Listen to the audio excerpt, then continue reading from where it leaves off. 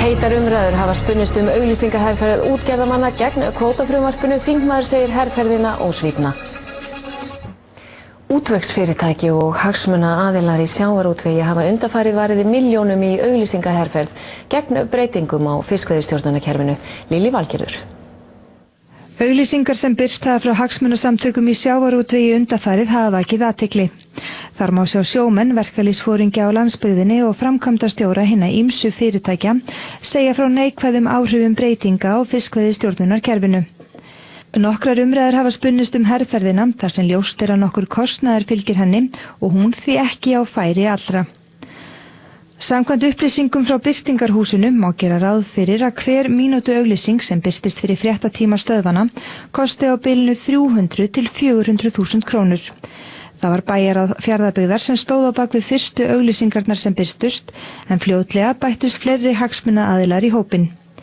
Formaður bæjarráðsins og framkvæmdastjóri fiskimiða segist ekki hafa tölu á þeim auglýsingum sem birtra hafa verið og kostnaðurinn liggi ekki fyrir. Kostnaðurinn nú einhver, en ég ekki alveg klár á því hvað kostnaðurinn en hann einhverja milljónir.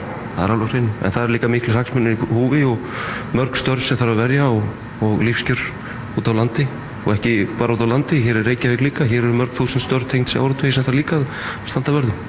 Þingmaður hreyfingarinnar gagnrýnir herferðina. Já, mér finnst það nú bæði sorglegar og ósvífnar að því leytinu til að þær náttúrulega fara ekki með rétt mál en líka sorglegar með það í huga hverja þeir eru búin að kaupa til þess að koma fram í þessum auglýsingum. Þetta eiga að vera hagsmunagæslumenn launþega oft og það ekkert hagsmunamál launþega að örfáir sægreifar hafi kvótan á sinni hendi.